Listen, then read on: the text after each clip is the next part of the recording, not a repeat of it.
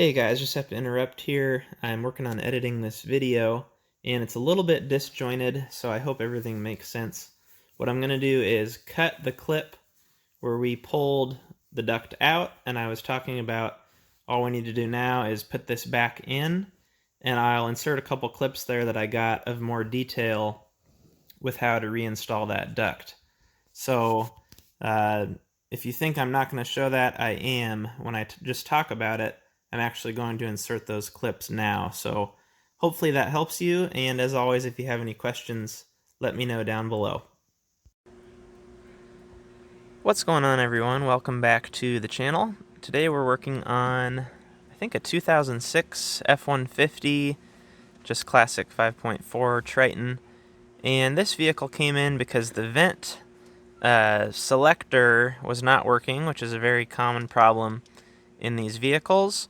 You'll be stuck on panel a lot of the time and you can't switch to feet or defrost or both. It's just stuck. So the first thing to do is to test whether or not your actuator is working, and I'll flip you around and show you where that's at. So the vent selection actuator is going to be down here under the driver's side and up and to the right. It's kind of hard to show it, but it looks like just your standard actuator. I can show you what another one looks like here. Looking for something like that. And so what you're going to do is turn the key to the on position, put your hand on that, but not that one, the one that's down to the right of the gas pedal and up a little bit. And when you change the vent direction, you should feel that motor trying to work, but not working. And if you feel that motor working, specifically when switching from feet to panel, that's the main thing it's going to accomplish, is feet to panel. You should feel it move. Then you know your switch is good and your actuator's good, and you're dealing with the dreaded foam problem. So what you're going to do, if that's the case, is there's a pretty good article that gets you a little bit of the way there, but our vehicle is different from that article. So that is on F150 online, one of the forums. If you search, it's like the first or second result relating to stuck actuator doors. So I'm going to show you just the subtle differences that our truck had. So the first step there is to remove your trim around the radio, and that just pops out. So you'll just gently pull your way around, and there are, I think, 6 clips. There's one here, here, here, and 2 at the bottom, maybe 3 at the bottom. So that will pull out, and then they want you to disconnect your electrical to completely get that panel out of the way. What we did, just to save a little bit of time, is all you really need to do is disconnect the little indicator light. I think that's what that is. Right up at the top, there's a little light bulb.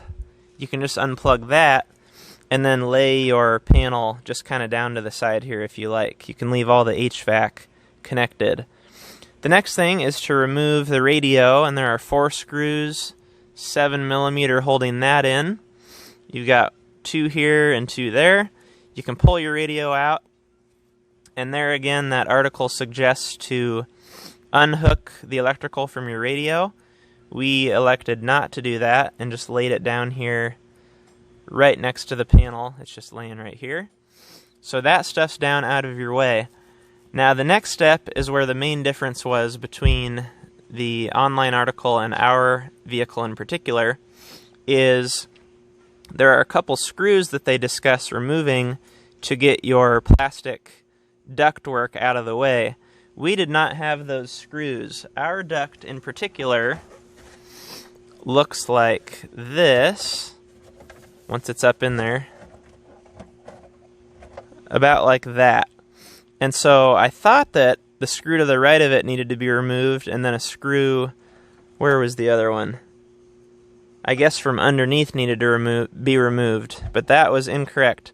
This duct is only held in by these 2 clips on each side, and so all you need to do is pop these clips out. One is from the bottom, down under where that actuator's at by the accelerator pedal. The other one you can see right inside your access here. So you'll pop those out, and then you'll pry this duct down and to the left to release this door, or this passage, and then it's kind of a squeeze to turn it and pull it out like that. And I did put a little bit of a scratch in it. If that did go through, I'll just put a smear of silicone on that to seal it up. So it does come out. It's just a squeeze, and you've got to kind of bend it and fold it to get it out of there. But it is in okay condition, and I'll just put it back in and seal it up. So once you get to that point, you'll be able to see your floor and panel selector door here. And when you try and move that, you'll see that it's stuck, most likely, and it's catching on some foam that has fallen down inside of there. In our case, that foam was down in the lower left is where ours was at. So what we had is the door was stuck in the all the way back position, which would be the panel position, and that foam was holding it there. So you've got to get down in there with a pick or a long needle nose and pull that foam out of there, and then just test and see if manually from down below you can move your door. And I guess I say manually because we had removed our actuator down in there. But if you didn't remove your actuator, you'll just continue to test this with the door selector on your HVAC controls. So you'll remove a little bit of foam and then try to switch from panel to floor until this is able to move freely. So if it's still sticking, pull a little bit more foam out, go from panel to floor. You should see it move. And once you get to that point, which is where we're at, we just need to jam this manifold. Okay, I'll do my best to try and show putting this duct in. So we're going to start with the 90-degree bend, just poking under this support here. And we've got this other duct down to the left with this mounting tab that gets kind of jammed up. So the first thing is to push in and bend this down below the radio support to get this tab in place, and then that should allow you to make the turn, like a 45-degree turn, into the orientation it needs to go, and you can bend each duct into its channel once you get there. So I'll try and come back in just a second once we're to the next step. Okay, here's a little bit further. So we just bent that tab in and pushed it under the radio support, and then started to make the turn to the orientation we need.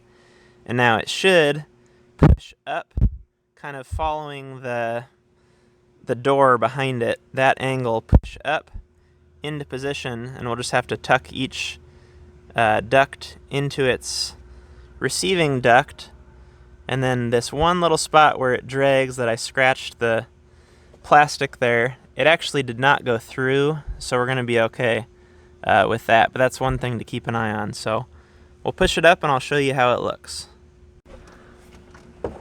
Here we go. We can actually show you some progress. So now we just need to tuck the left side of that up under the dash support. So you kind of got to fold that in and push it up.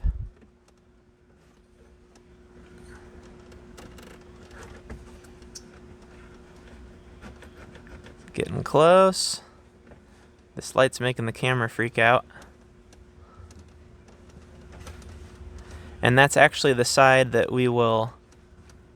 we'll start with the right once we get that closer, because the right will tuck in before the left. So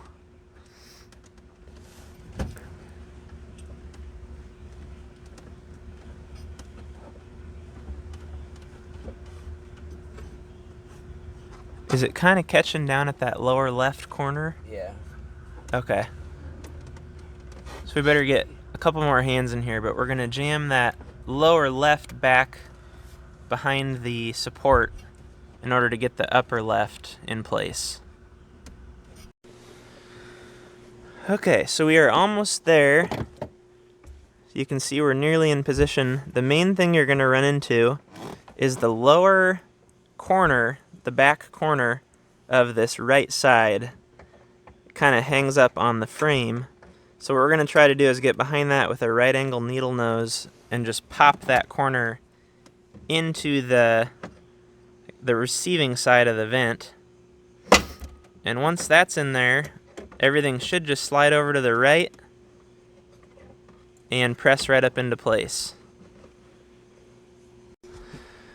Okay, hopefully the last video here. So what ended up working for us is one guy down under the driver's side pushing in towards the passenger side while the other one watches up kind of above this actuator and gets things lined up into the hole, and then you press it over. So we've got our right side in, the left side should just slide right up in there, and we'll put 2 new plastic clips to hold this in place. And that's that.